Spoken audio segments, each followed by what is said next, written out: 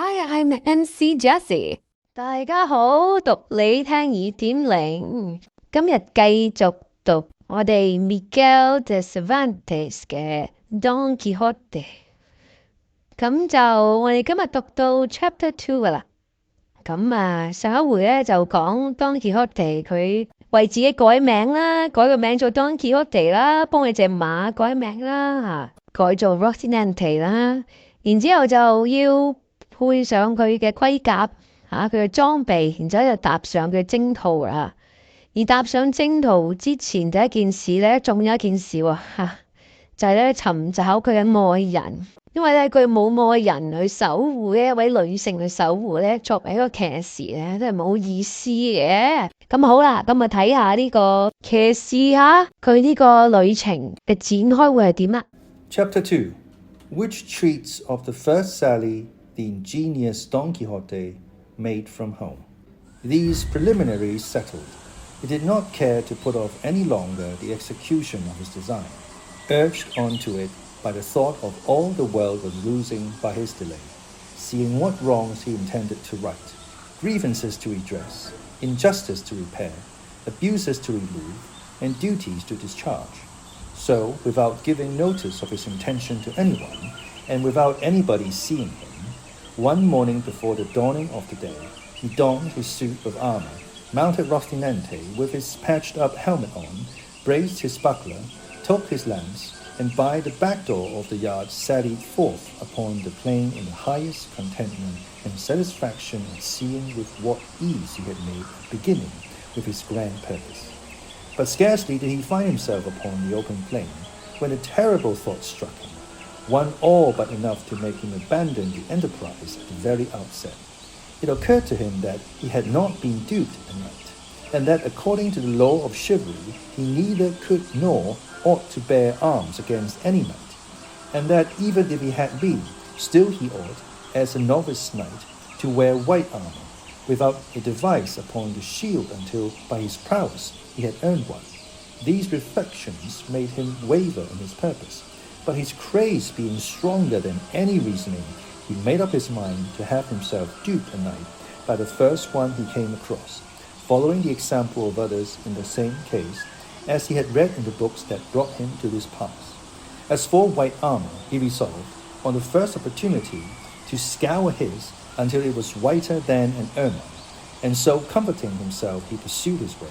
taking that which his horse chose, for in this he believed lay the essence of adventures. Thus setting out, our new-fledged adventurer paced along, talking to himself and saying, "Who knows but that in time to come, when the veracious history of my famous deeds is made known, the sage who writes it, when he has to set forth my first sally in the early morning, will do it after this fashion." Scarce had the Rubicon Apollo spread over the face of the broad spacious earth the golden threads of his bright hair, scarce had the little birds of painted plumage attuned their notes to hail with dulcet and mellifluous harmony the coming of the rosy dawn that, deserting the soft couch of a jealous spouse, was appearing the mortals at the gates and balconies of the Manchegan horizon,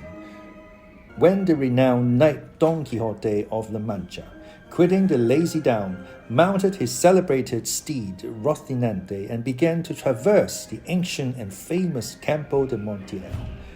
which in fact he was actually traversing. "Happy the age, happy the time," he continued, "in which shall be made known my deeds of fame, worthy to be moulded in brass, carved in marble, limned in pictures, for a memorial forever. And thou, O sage magician, whoever thou art, to whom it shall fall to be the chronicler of this wondrous history, forget not, I entreat thee, my good Rocinante, the constant companion of my ways and wanderings." Presently he broke out again, as if he were love-stricken in earnest. "O Princess Dulcinea, lady of this captive heart, a grievous wrong hast thou done me to drive me forth with scorn, and with inexorable obduracy banish me from the presence of thy beauty. O lady, deign to hold in remembrance this heart, thy vessel, that thus in anguish pines for love of thee." So he went on stringing together these and other absurdities, all in the style of those his books had taught him, imitating their language as well as he could, and all the while he rode so slowly and the sun mounted so rapidly and with such fervor that it was enough to melt his brains if he had any. Nearly all day he travelled without anything remarkable happening to him, at which he was in despair, for he was anxious to encounter someone at once upon whom to try the might of his strong arm. Writers there are who say the first adventure he met with was that of Puerto Lapis. Others say it was that of the windmills. But what I have ascertained on this point, and what I have found written in the annals of La Mancha, is that he was on the road all day, and towards nightfall his back and he found themselves dead tired and hungry, when, looking all round to see if he could discover any castle or shepherd's shanty, where he might refresh himself and relieve his sore wants, he perceived not far out of his road an inn, which was as welcome as a star guiding him to the portals, if not the palaces, of his redemption. And quickening his pace, he reached it just as night was setting in. At the door were standing 2 young women, girls of the district as they call them, on their way to Seville with some carriers who had chanced to halt that night at the inn. And as, happen what might to our adventurer, everything he saw and imagined seemed to him to be and to happen after the fashion of what he read of. The moment he saw the inn, he pictured it to himself as a castle with its 4 turrets and pinnacles of shining silver, not forgetting the drawbridge and moat and all the belongings usually ascribed to castles of the sort. To this inn, which to him seemed a castle, he advanced, and at a short distance from it he checked Rocinante, hoping that some dwarf would show himself upon the battlements, and by sound of trumpet give notice that a knight was approaching the castle.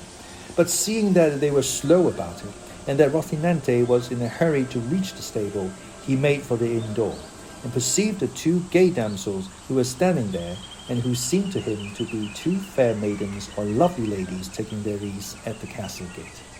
At this moment it so happened that a swineherd, who was going through the stubbles collecting a drove of pigs, gave a blast of his horn to bring them together, and forthwith it seemed to Don Quixote to be what he was expecting, the signal of some dwarf announcing his arrival. And so with prodigious satisfaction he rode up to the inn and to the ladies, who, seeing a man of this sort approaching in full armour and with lance and buckler, were turning in dismay into the inn, when Don Quixote, guessing their fear by their flight, raising his pasteboard visor, disclosed his dry dusty visage, and with courteous bearing and gentle voice addressed them. Your ladyship need not fly or fear any rudeness, for that it belongs not to the order of knighthood which I profess to offer to anyone, much less to high-born maidens as your appearance proclaims you to be. The girls were looking at him and straining their eyes to make out the features, which the clumsy visor obscured, but when they heard themselves called maidens, a thing so much out of their line, they could not restrain their laughter, which made Don Quixote wax indignant, and say, modesty becomes the fair, and moreover laughter that has little cause is great silliness. This, however, I say not to pain or anger you, for my desire is none other than to serve you. The incomprehensible language and unpromising looks of our cavalier only increased the lady's laughter, and that increased his irritation, and matters may have gone farther if at that moment the landlord had not come out, who, being a very fat man, was a very peaceful one. He, seeing this grotesque figure clad in armour that did not match any more than his saddle, bridle, lance, buckler, or corset, was not at all indisposed to join the damsels in their manifestations of amusement, but, in truth, standing in awe of such a complicated armament, he thought it best to speak him fairly. So he said, Signor Caballero, if your worship wants lodging, baiting the bed, there is plenty of everything else here. Don Quixote, observing the respectful bearing of the arcade of the fortress, made answer, Sir Castellan, for me anything will suffice, for my armour is my only wear, my only rest the fray. The host fancied he called him Castellan because he took him for a worthy of Castile, though he was in fact an Andalusian, and one from the strand of San Luca, as crafty a thief as Cacus and as full of tricks as a student or a page. In that case, said he, your bed is on the flinty rock, your sleep to watch alway. And if so, you may dismount and safely reckon upon any quantity of sleeplessness under this roof for a 12-month, not to say for a single night. So saying, he advanced to hold the stirrup for Don Quixote, who got down with great difficulty and exertion, and then charged the host to take great care of his horse, as he was the best bit of flesh that ever ate bread in this world. The landlord eyed him over, but did not find him as good as Don Quixote said, nor even half as good, and putting him up in the stable, he returned to see what might be wanted by his guest, whom the damsels, who had by this time made their peace with him, were now relieving of his armour. They had taken off his breastplate and backpiece, but they neither knew nor saw how to open his gorget or remove his makeshift helmet, for he had fastened it with green ribbons, which, as there was no untying the knots, required to be cut. This, however, he would not by any means consent to, so he remained all the evening with his helmet on, the drollest and oddest figure that can be imagined, and while they were removing his armour, taking the baggages who were about it for ladies of high degree belonging to the castle, he said to them with great sprightliness, "Oh, never surely was there knight so served by hand of dame, as served was he, Don Quixote hight, when from his town he came, with maidens waiting on himself, princesses on his hack. Or Rocinante, for that lady's mine, is my horse's name, and Don Quixote of La Mancha is my own. For though I had no intention of declaring myself until my achievements in your service and honour had made me known, the necessity of adapting that old ballad of Lancelot to the present occasion has given you the knowledge of my name altogether prematurely. A time, however, will come for your ladyship to command and me to obey, and then the might of my arm will show my desire to serve you." The girls, who were not used to hearing rhetoric of this sort, had nothing to say in reply. They only asked him if he wanted anything to eat. "I would gladly eat a bit of something," said Don Quixote, "for I feel it would come very seasonably." The day happened to be a Friday, and in the whole inn there was nothing but some pieces of the fish they call in Castile abadejo, in Andalusia bacalao, and in some places curadillo, and in others troutlet. So they asked him if he thought he could eat troutlet, for there was no other fish to give him. "If there be troutlets enough," said Don Quixote, "they will be the same thing as a trout, for it is all one to me whether I am given 8 reals in small change or a piece of 8. Moreover, it may be that these troutlets are like veal, which is better than beef, or kid, which is better than goat. But whatever it be, let it come quickly, for the burden and pressure of arms cannot be borne without support to the inside." They laid the table for him at the door of the inn for the sake of the air, and the host brought him a portion of ill-soaked and worse-cooked stockfish, and a piece of bread as black and mouldy as his own armour. But a laughable sight it was to see him eating, for having his helmet on and the beaver up, he could not with his own hands put anything into his mouth unless someone else placed it there, and this service one of the ladies rendered him. But to give him anything to drink was impossible, or would have been so had not the landlord bore the reed, and putting one end in his mouth, poured the wine into him through the other, all which he bore with patience rather than sever the ribbons of his helmet.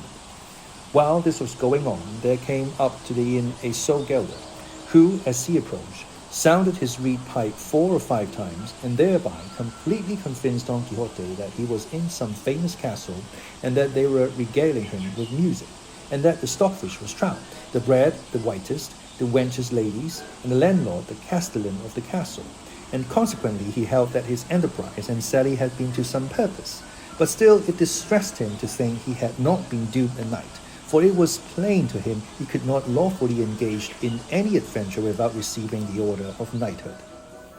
好，咁呢一節咧就完咗啦。呢個算係 Don Quixote 嘅第一個歷險啩嚇，雖然冇任何嘅驚險場面，係佢只不過咧係好攰嚇，因為着住佢呢一件唔稱身嘅裝甲嚇，騎住呢隻馬，咁啊一路喺度行，漫無目的咁樣行，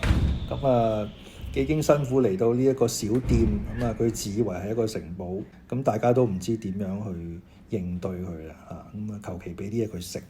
咁但係佢都當係佳肴美酒㗎啦，一個非常之執着、懷抱住騎士精神嘅 Don Quixote 嘅旅程咧，啱啱開始咗啦。好，我哋睇下呢個第2節有啲咩字同大家分享啦。Voracious 形容詞嚟嘅。Speaking or representing the truth. Veracious, V-E-R-A-C-I-O-U-S 喺文中嘅開頭出現嘅，形容佢話veracious history 一個 veracious account of 佢自己嘅一啲歷險故事啦 veracious 真實嘅。Rubicund, R-U-B-I-C-U-N-D 形容詞嚟嘅，通常都形容一個人嘅面容having a ruddy complexion 都一個健康嘅紅啦，啲泛紅，面色泛紅咁。呢個字比較少見。mellifluous 形容詞嚟嘅，形容聲音嘅 pleasantly smooth and musical to hear。文中係將呢兩個形容詞擺埋一齊 dulcet and mellifluous 兩個都係形容一啲好聽嘅聲音。下一節再同大家讀你聽 ，adios。